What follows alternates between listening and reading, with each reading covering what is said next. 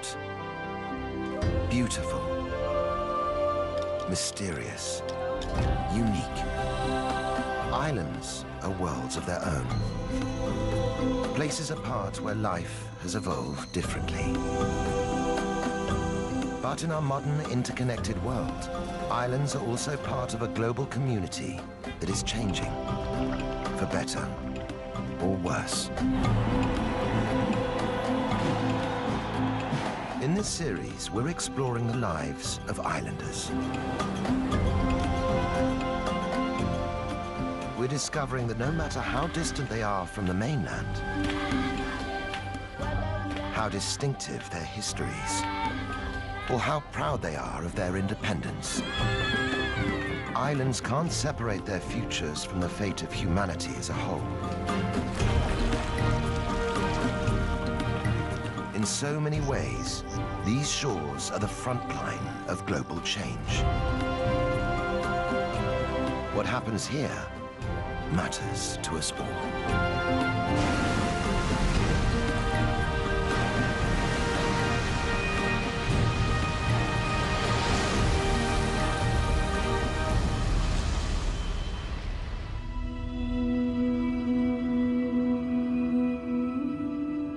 Just south of the equator, off the East African coast, is the archipelago of Zanzibar.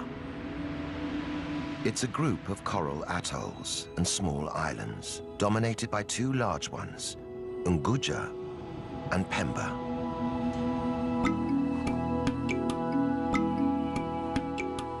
Today, Zanzibar is home to 1 million Swahili people. Islam is the dominant religion.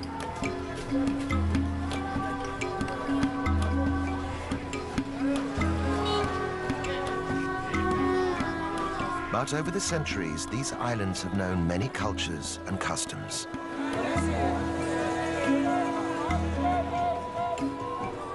For 1,000 years, Zanzibar was a trading post. But the island's riches meant that many outsiders sought to control them.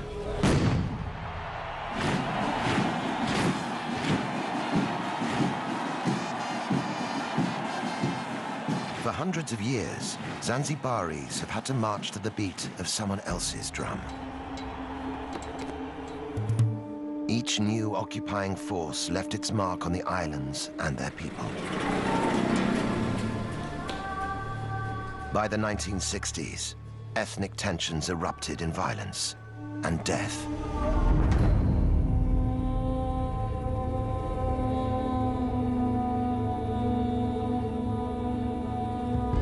The aftermath, extreme poverty and ill health.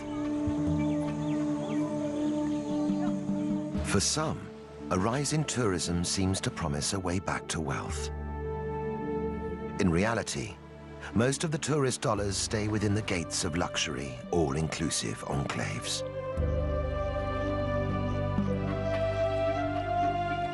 But across the archipelago, signs of change are appearing. From the wreckage of their past, people are building hope for the future. For women, it means living and working more freely without breaking the bonds of their society. For men, it means finding a balance between tradition and reform. These are islanders looking to emerge from the shadows of their past. For the first time in centuries, they're in charge of their own destiny. After all their troubled history, could this be Zanzibar's moment?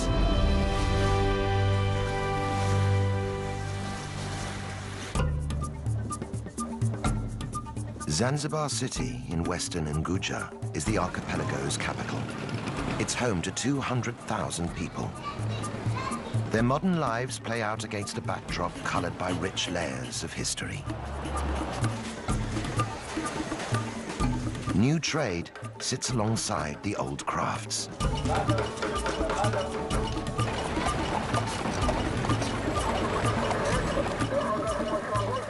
stone town is the city's historical core. Once it was the vibrant capital of an Arab trading empire, but today only traces of its wealth remain. On the outskirts is Michinzani, the new town. Its sprawling settlements clearly mark the divide between ancient and modern.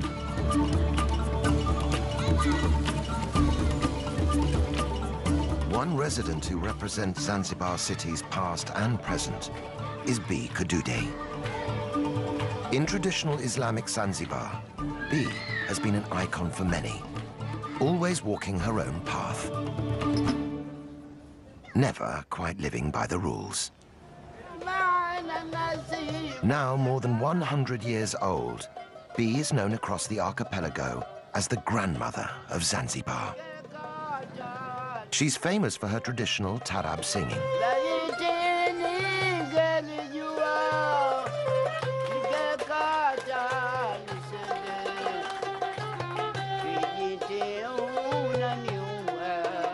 Despite her age, B still performs regularly.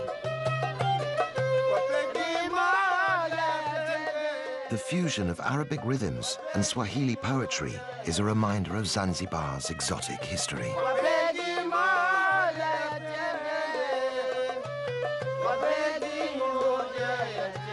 But today's bold performance is quite different from the way B started out. In those days, cultural sensitivities meant women could be heard, but not seen. In the past, or a long time ago, you would do this. You would cover your face. Now we don't do this. We want all the audience to see us and look at us.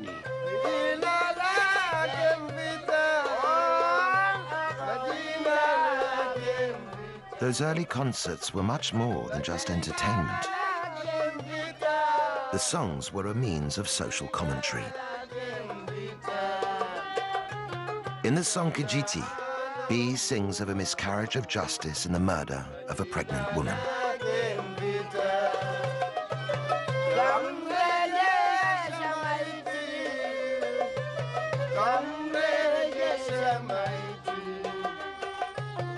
B was one of a group of women who used tarab songs to raise awareness of injustice and social issues.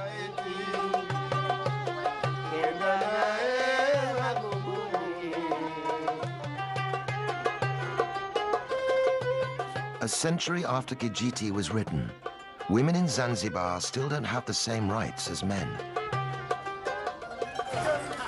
They're expected to obey their husbands and fathers.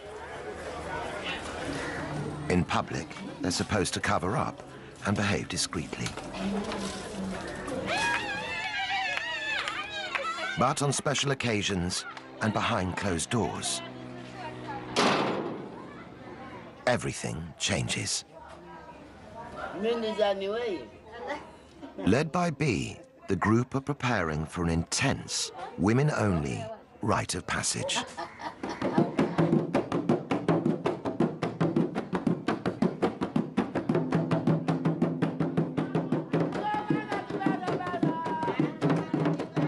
This normally secretive ritual, known as Inyago, is rarely seen by the outside world. For the young girl at its center, this initiation into womanhood is a vital preparation for married life.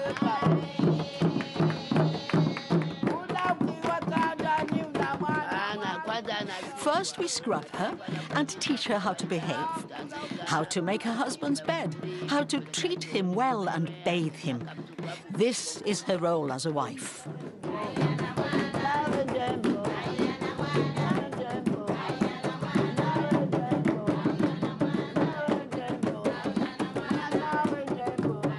The women use the rhythm of B's drum to teach the bride how to pleasure her husband.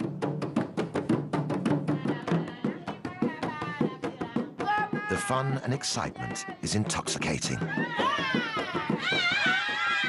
But Inyago also has a serious side. Girls are taught how to handle difficult husbands, how to stand firm through the trials of married life. As Zanzibaris step forward into their future, B is worried this old tradition will die with her. When I am gone from this world, it will go, if no one is around to continue it. But as long as the ritual remains relevant to modern women in Zanzibar, it seems sure to survive.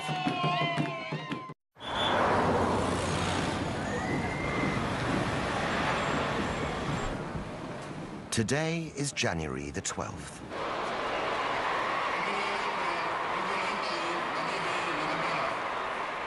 The president is on his way to celebrate a pivotal moment in the island's history. Half a century ago, African Zanzibaris seized power from the Arab-dominated government in a violent uprising.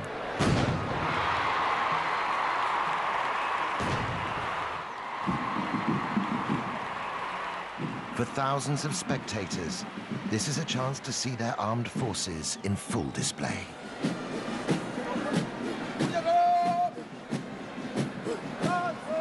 For the president, it's a political opportunity.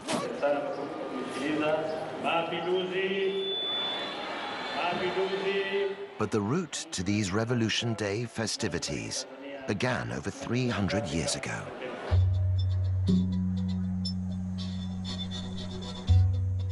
In 1698, after a long history of trade with the island, Oman conquered Zanzibar and declared it an Arab state.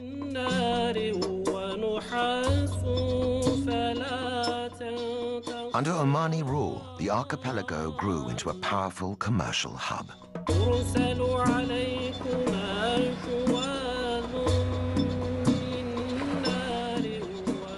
Zanzibar's thriving ports and bustling bazaars were at the center of a vast international trade network. The Arabs grew rich and powerful off the profits of one commodity in particular: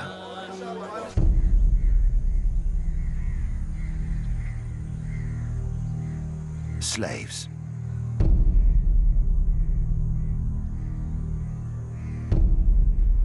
With Islam forbidding the enslavement of other Muslims, it was the Africans who were captured and sold as slave labor.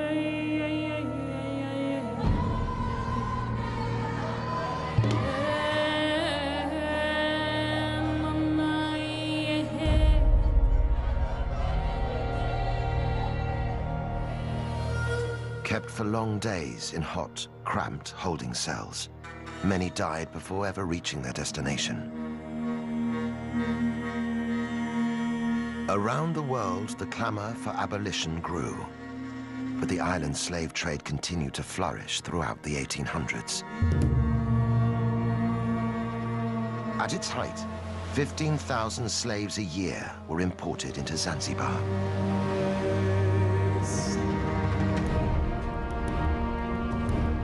The Arab elite used African slaves to fuel an explosion in clove farming. Zanzibar became known around the world as the Spice Islands. Even after the trade was legally abolished in 1873, slavery continued on the islands for another generation. By the start of the 20th century, the archipelago was firmly divided along ethnic lines. Arabs remained the ruling elite. They possessed most of the land and wealth. By comparison, the Africans had little. Finally, racial tensions boiled over.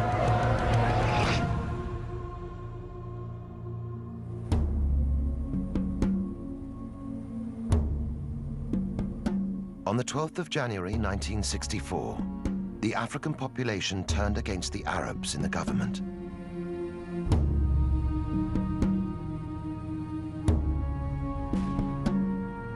The revolutionaries went on the rampage. In a single day, 17,000 Arabs and other ethnic minorities were murdered. On the day of the revolution, by 6 o'clock, the Sultan and his family had already fled in their ships. So many were murdered, just out of anger and hatred. It was a genocide that went largely unreported around the world.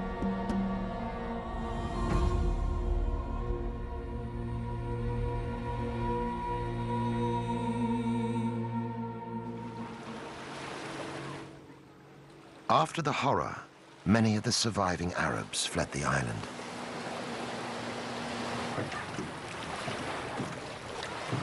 Those who stayed, like Abdallah Nasser Abdallah, had their property confiscated and lived in daily fear. Even today, talking about the revolution brings back difficult memories. My father was detained, and he wasn't the only one. They used to come and detain people and beat them for no reason. People fled because of this.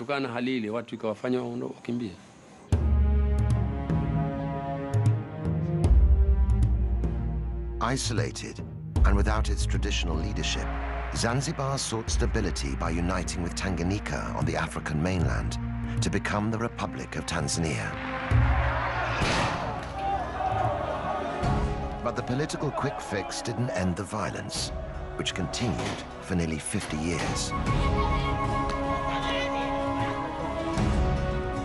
Finally, in 2010, the two main parties agreed to put an end to the fighting. They formed a coalition government, and months later, the islands experienced their first peaceful elections. For many, the political change marks the start of a new chapter in Zanzibar's future. But on the archipelago's second-largest island of Pemba, the landscape itself is a reminder of how difficult it is simply to wipe the slate clean.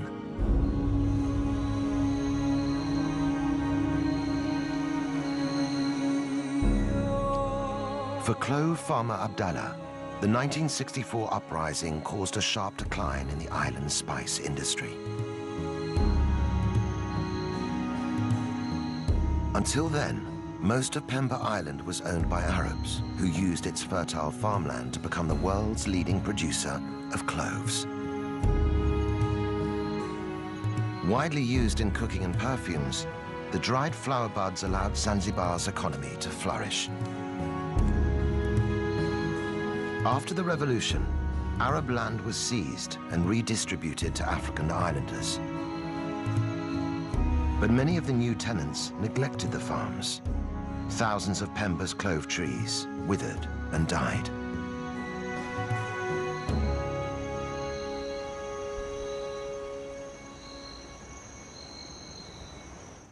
With new trees taking 8 years to produce cloves, the loss proved costly. In the months after the revolution, clove production in Zanzibar dropped by 95%.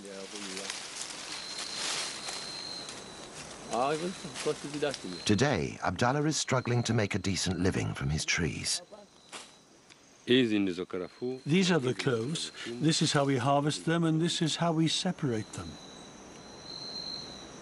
But even a good harvest doesn't guarantee good profits. We are forced to sell our cloves to the government. We don't have any other choice. We can't sell to outsiders.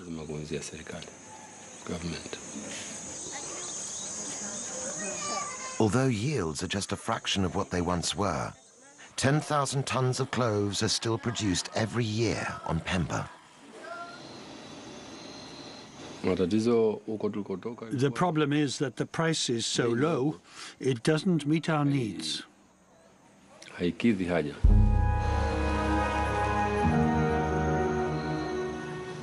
The Zanzibar State Trading Corporation pays the clove producers less than half the market rate. The low price makes it a real struggle for Abdallah to make ends meet for his family. For other, less scrupulous farmers, it means turning to the black market. I've never smuggled myself, so I don't know the price. But other people are smuggling cloves to Kenya across the ocean.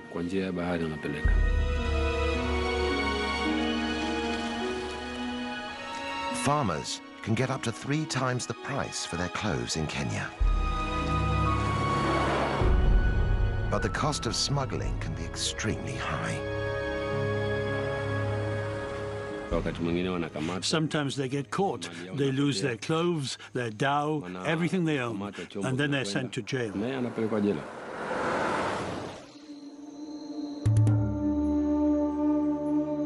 Once key to Zanzibar's wealth, now the clove industry is struggling to survive. All the same, for farmers like Abdallah, the new politics offer the prospect of a brighter future. It seems like a new beginning here. The coalition government are trying to build a new Zanzibar. So not just for me, but for many people, things will get better, God willing.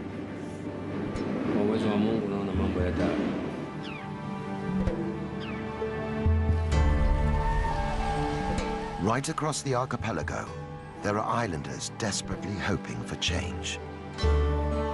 Half the population live below the poverty line, scraping a living from the land or the sea.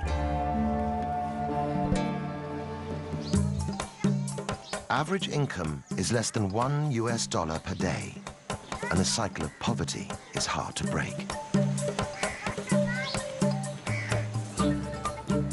But there is one part of Zanzibar's economy that is booming: tourism. Beach holidays and historical city tours bring visitors here every year.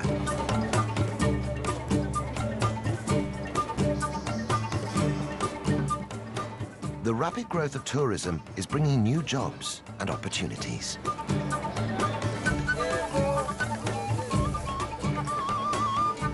At Forodani Night Market in central Stone Town, stall holders are getting ready to vie for business. As the sun goes down, the air is filled with the tempting aromas of skewered fish and fresh kebabs. Tourists and locals mingle to enjoy the taste of Zanzibar. Despite its benefits, tourism is not the answer to island-wide poverty. Many visitors are package holidaymakers who never leave the beachfront.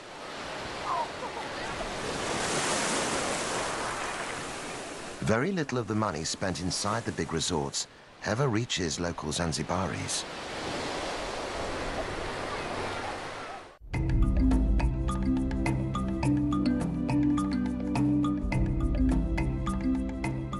But inland, away from the all-inclusive hotels, there is one man who's trying to draw some of those tourist dollars into the local economy. Mustafa Makame is from Jendele village in southern Unguja. He runs tours that give visitors a rare insight into the real Zanzibar, showing how life in his village has developed in harmony with the local environment. Hidden in the dense undergrowth of the Ufufuma forest are a series of caves used for sacred rituals.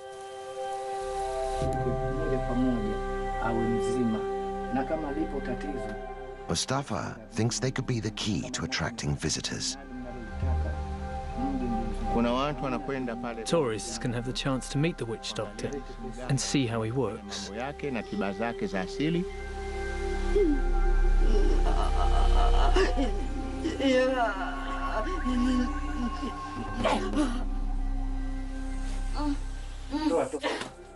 Generations of distressed Jendele villagers have come here seeking help.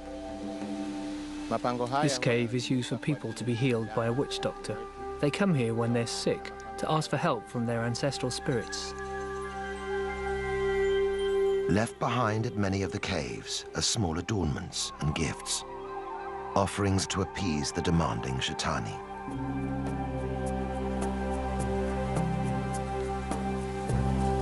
And the ancestral spirits aren't the only residents of the forest.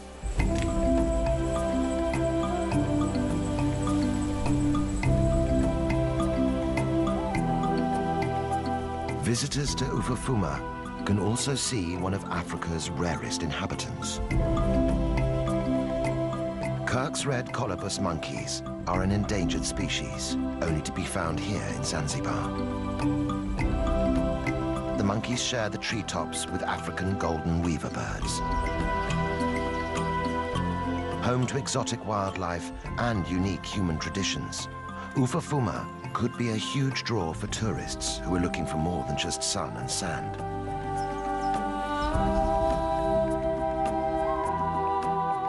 Already, Mustafa's scheme is generating vital income and bringing real improvements to life in his village. We use the money raised from tourism to support our community as much as we can. For example, we've helped provide electricity for Jendele village.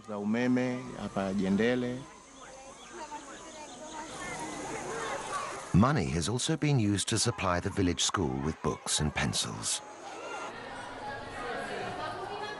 These free provisions can make all the difference as local families weigh up the benefits of education for their children.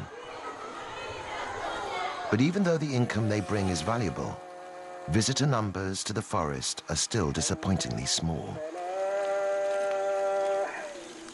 The truth is that right now, we're only getting maybe 20 to 25 tourists in a whole year. We just don't have the ability to advertise outside of Zanzibar.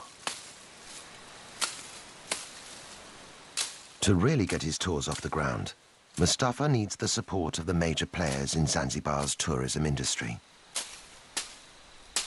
We would like the big hoteliers to send us guests, and in turn our community will become well known in our country.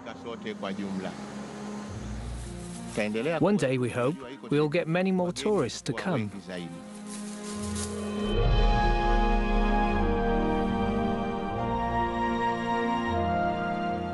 But there are parts of the archipelago where outsiders are not welcome.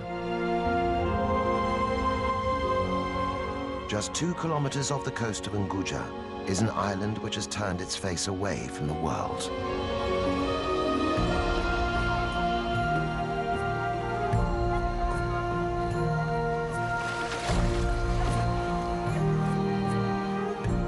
Once, Tumbatu ruled the whole of Zanzibar as its capital.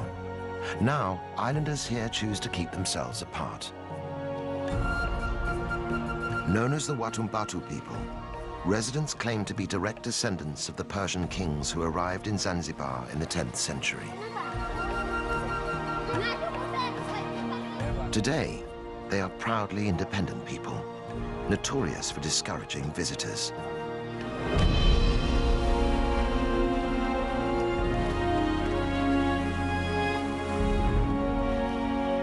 For Suleiman Mohammed Haji, being a native of Tumbatu defines his way of life. Every day, he goes out in his Ngalawa, or Swahili canoe, to fish for a living. Suleiman attributes his sailing skills to his distant ancestors who arrived in great dhows from the Middle East. Tumbatu Islanders still have a reputation as the finest sailors on the East African coast.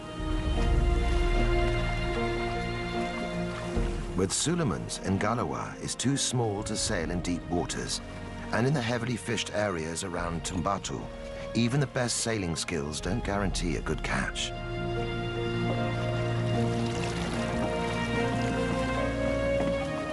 Sometimes Suleiman goes home empty-handed.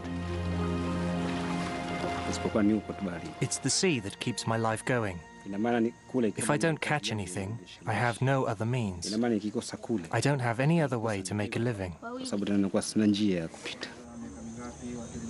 With a large family to support, Suleiman is under daily pressure to provide. I have 3 wives. These days, my first and eldest wife helps on the farmland. My second and third wives are doing the housework. They also look after the young children. And Suleiman's situation isn't unusual. Jongoe is one of the island's 2 villages and home to 4,000 people. Islanders live from hand to mouth. There's no paid employment. Life is tough, but villagers are united by a deep pride in their culture and history. At the heart of their island legacy is faith.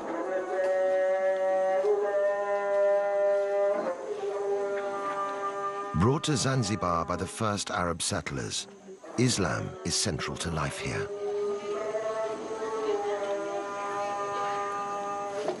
Watumbatu people are devout Muslims. Following Islamic practice, they purify themselves before praying 5 times a day.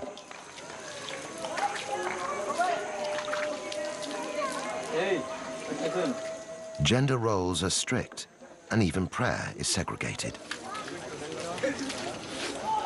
While men attend the mosque, women must worship in private.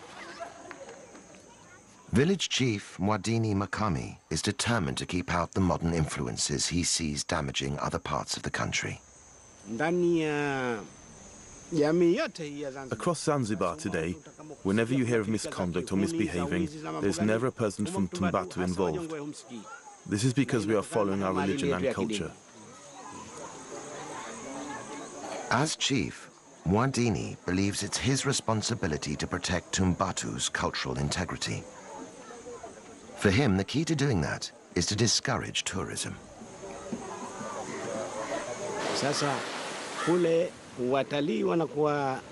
The tourists go swimming in the sea, and then they lie on the beach with just their swimming costumes on. Eventually, you see the villagers mimicking their behavior, and that's why I'm afraid of tourism. But while the cultural cost of tourism may be high, the price of keeping it out could be even greater. Tumbatu is one of the poorest regions in the whole of Zanzibar. Islanders only have access to the most basic healthcare. At the run-down local hospital, treatment is limited to paracetamol.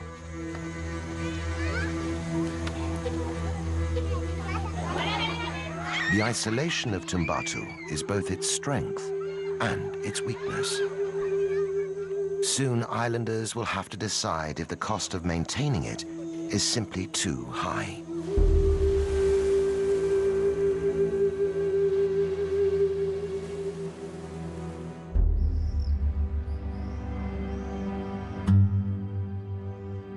Even in the archipelago's capital, there are no guarantees of good health.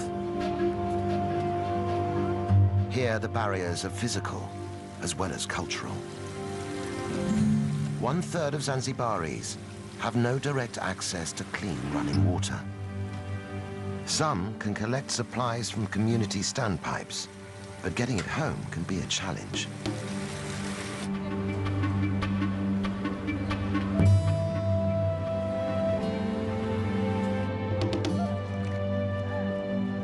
Poor sanitation is another major problem.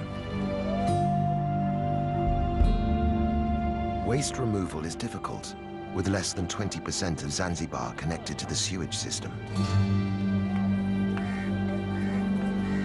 Without basic services, infectious diseases like cholera are a constant threat. The result? Life expectancy in Zanzibar is one of the lowest in the world. Just 48 years. Children are particularly vulnerable. 1 child in 6 will die before they reach their 7th birthday.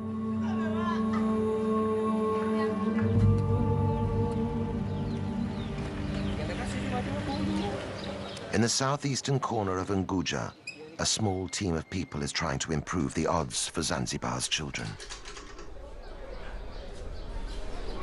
Makunduchi is one of only 3 hospitals on the whole island.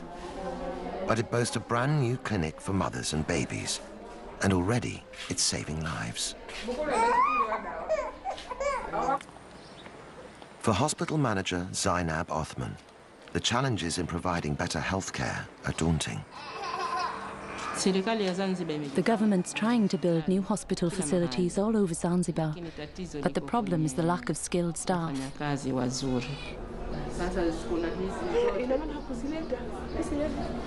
With extra funding from the British-based charity, the Makunduchi Project, hospital facilities here have been recently improved.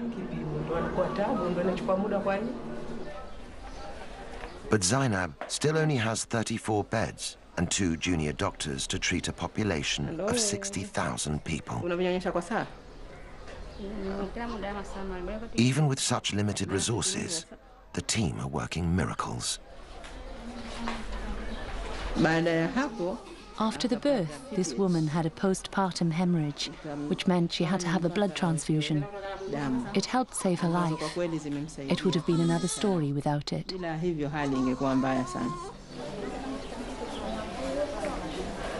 As a mother of 3 and a trained midwife, Zainab is passionate about getting modern medical support for pregnant women.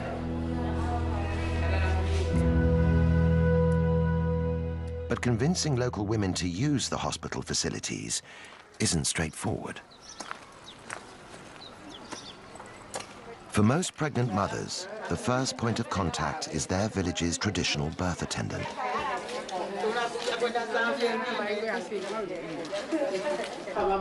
These women are experienced at assisting labor, but they're not formally trained like a midwife. Traditional birth attendants are very important in our communities, and we must work hand in hand with them. We can help improve their skills and their knowledge so they can work more effectively and give safe advice.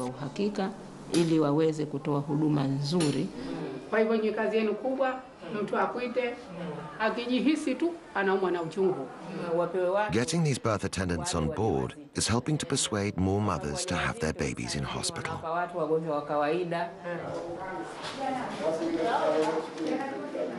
But it's not only the traditional birth attendants that Zainab must work alongside. To win over the whole community, she must also get on board the Shehas, the village leaders. As a woman working in a man's world, the task isn't easy. In Zanzibar, a woman's place has traditionally been in the home. Few ever reach senior positions in the workplace.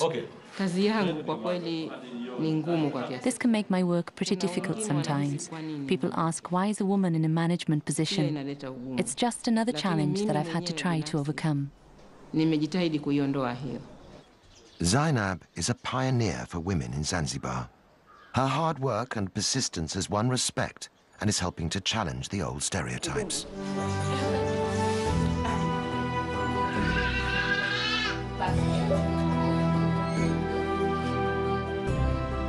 It is these small-scale changes in attitudes and public services that are marking the birth of a new era for Zanzibar. Up and down the country, there are other signs of change.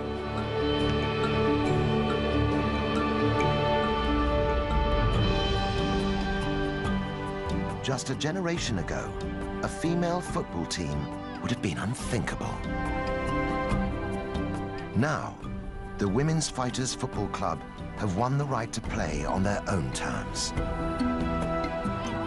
When they tackle men's teams, there's a feeling that there's more than just the game at stake. They are part of a new generation, fighting for a better deal for women in Zanzibar. And the revolution isn't limited to sport.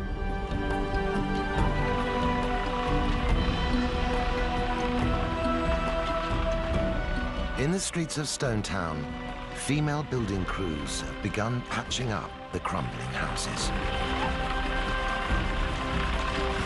In giving the old capital a facelift, they're also building a new image for themselves.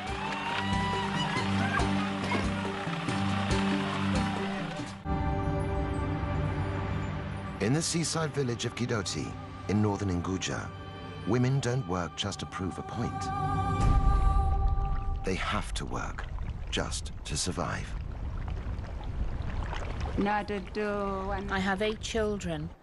Their father died, and they have only me left.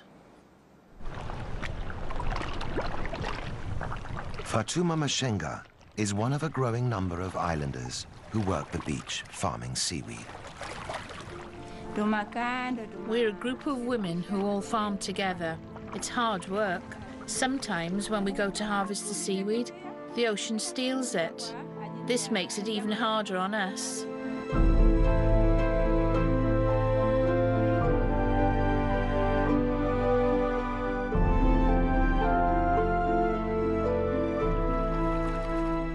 Known locally as moani, the seaweed is valued for its gel. It's used in cosmetics, medicines, and even ice cream. But it's not just a question of picking what's there. The crop has to be trained and cultivated. I go all along the rope, tying the seaweed on until I've reached the end. When that's done, I wait for the tide to come in before I go home. It takes 3 months before the newly planted seaweed is ready to harvest. Working every day, women can gather 700 kilograms of fresh seaweed a year. But harvesting is just the beginning. Fresh seaweed must be dried out on hot rock beds before it can be processed or sold on. In the fierce sun, it's back-breaking work. But for the women who farm it, seaweed has become a lifeline.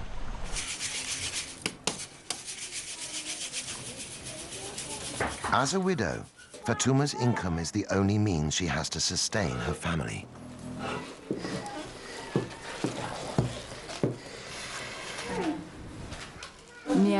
I get less than half a US dollar per day, but if I don't work, I get nothing. The money I get is helping me so much. It helps my children go to school and to buy school books. For Fatuma, education is the way to build her family a better future. It's a sign of the changing times in Zanzibar that Fatuma sends her sons to school, and her daughters too. I didn't get an education, but I really, really want my children to attend school. I send them there and make sure they go, so that they don't end up with the same problems I have.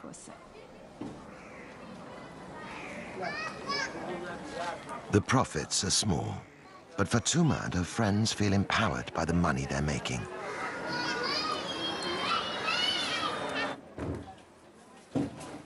They formed their own small cooperative, branching out into making oils and soaps, high-priced goods which can generate a real living wage.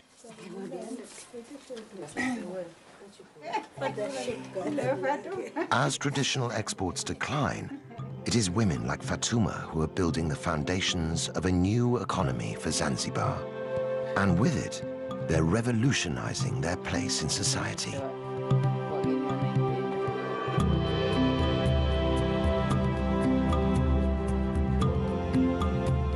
Across the archipelago, individual endeavors are combining to transform the life of the nation.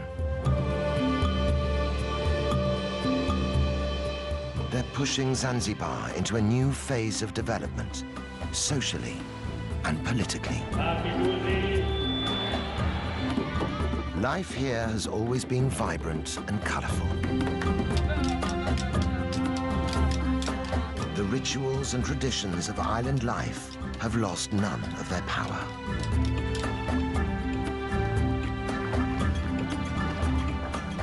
And now, there is a brighter future to imagine and reach for.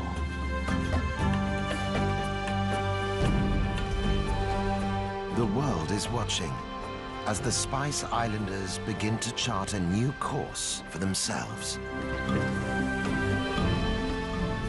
After all the storms they've lived through, Zanzibaris can feel fresh wind in their sails.